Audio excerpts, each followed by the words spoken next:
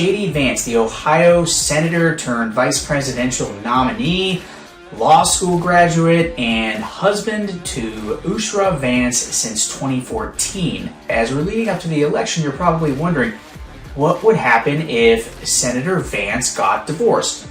I'm Chris Bruce. I'm a board-certified divorce lawyer here in Florida, and I'm going to give you a little bit of an idea of how Mr. Vance's divorce might just go. And to be clear, there's no divorce rumors about Senator Vance and his missus, but we're doing this to help you understand how it would play out. Hopefully this could help you and your divorce or family law situation while being a little bit entertaining.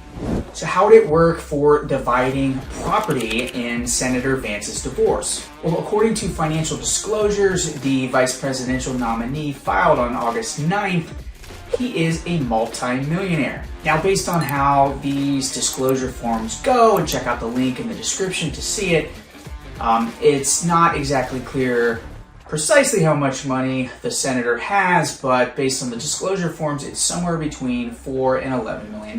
Based on the disclosure forms, Mr. Vance and his wife have multiple different categories of assets to divide. These range from book royalty deals to houses in different states to the common investment accounts and 401ks to a little bit of crypto. Like the guy or dislike the guy for only being 40 years old with a Yale law degree, not a bad place to be in life financially.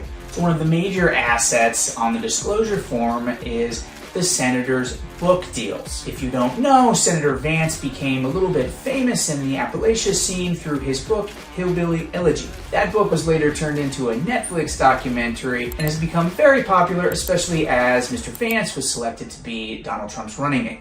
So in the divorce, this would be a very interesting asset to divide. And the main reason is, it appears from Mr. Vance's disclosure forms that he actually signed the book deal in 2013 before he got married to his now wife. So this creates, in a lot of states, definitely in Florida where I practice, a real cluster for the divorce courts to untangle.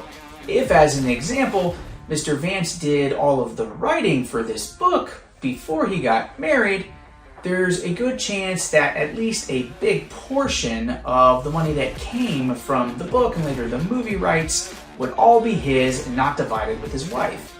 If, however, he did most of the writing during the marriage, he would be dividing the book royalties that are coming in the future with his wife.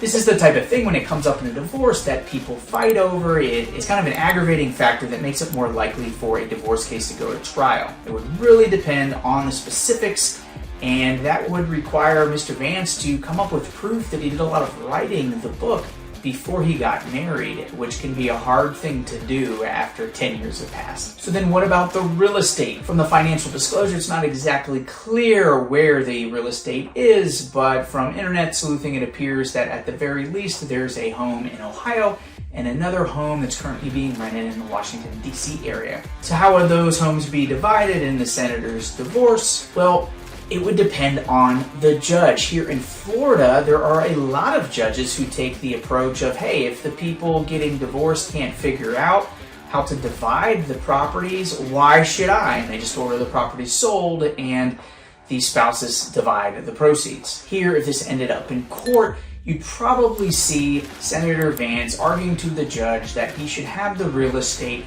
located nearest where he spends the most amount of time. If he's the vice president when all of this plays out, maybe it'd make most sense for him to keep the party's home near Washington, D.C. It would seem a little silly if he's living in the vice presidential mansion to be arguing he should keep the home in Ohio. The next category of assets that the senator would have to divide in his divorce are his carried interests in several venture capital funds. When you look at his disclosures, there are two funds to where he still has an interest, and what those funds do is pay him a certain percent of the profits, most likely on the fund, once the fund makes enough money in a year.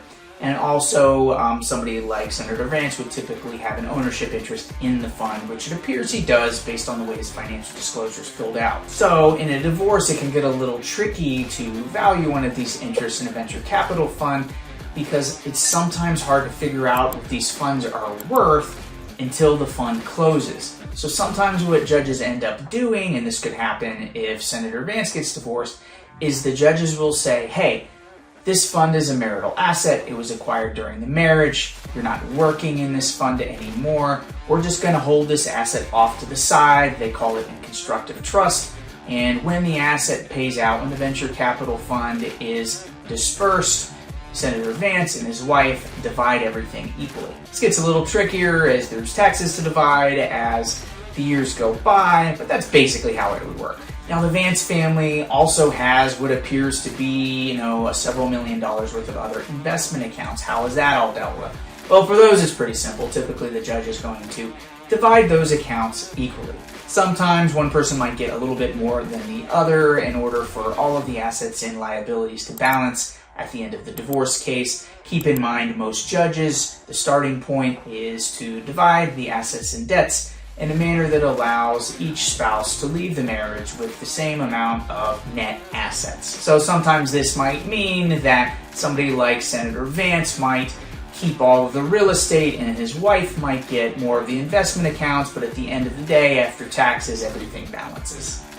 One more thing when they're dividing property, in most states, including Florida, if there was to be a divorce, the judge's starting point is to divide everything in an overall equal manner, but in the states in this country that are called equitable distribution states, the courts can divide the property to where one person gets slightly more than the other, and when this happens, it usually has to be for a justifiable reason. Which here, for Senator Vance, he could have an argument possibly that his book that he started writing before the parties got married has created a lot of their wealth and notoriety, and as a result, money.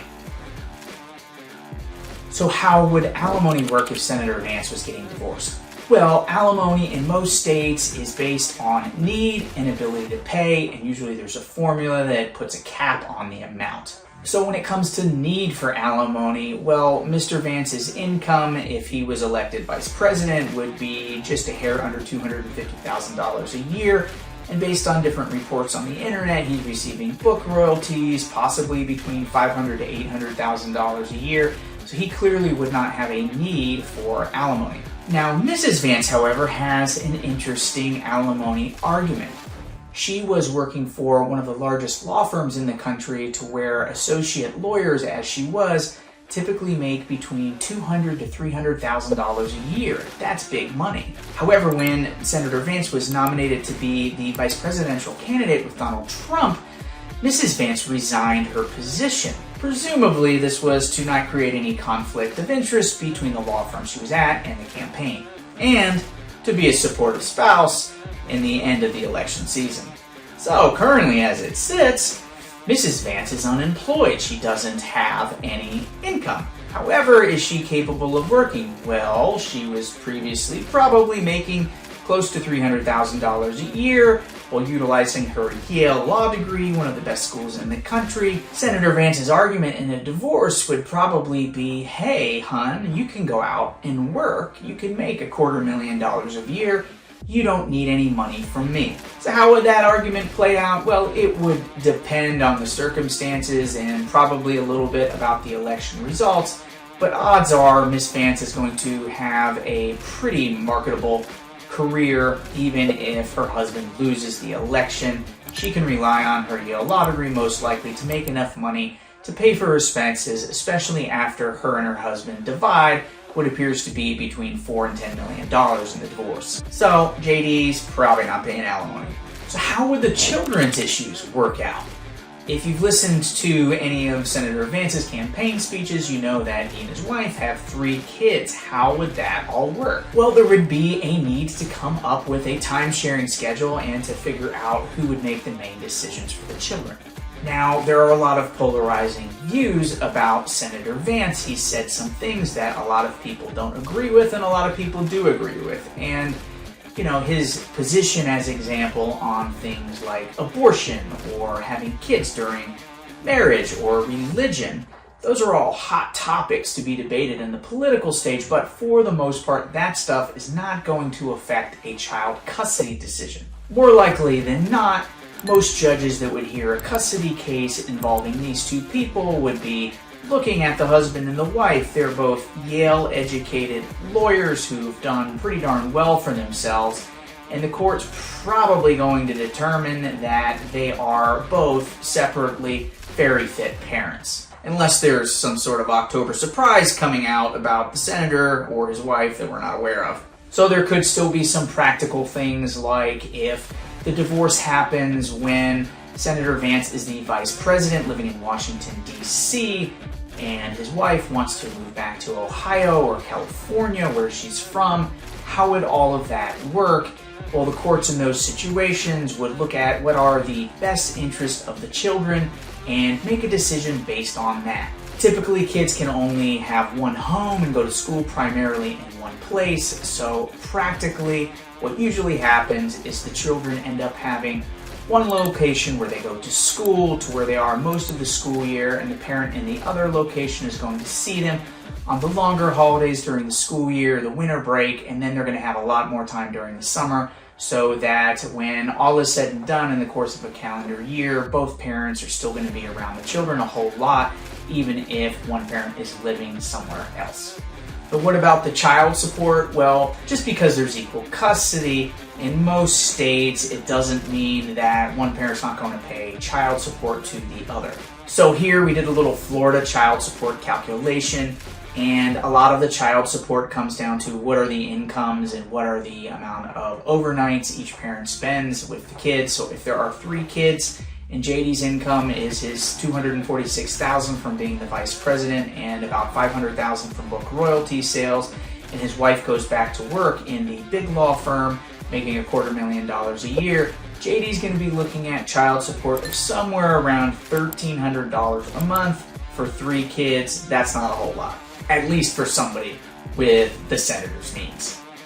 What are a couple other things that might come up in a divorce between Senator Vance and his wife? Well, you might find Senator Vance challenging the divorce. He might take the position that the marriage really isn't broken. So the way this works in most states, there are no-fault states. That means people can get divorced if they want to. Now, some states can order counseling, marriage counseling, especially if there's children, but at the end of the day, the Vances are going to be able to get divorced if one of them wants to. Now, if this type of divorce happens when Senator Vance is vice president or President Vance, who knows, would probably be to his advantage to have as much of the divorce happen behind closed doors outside of courtrooms.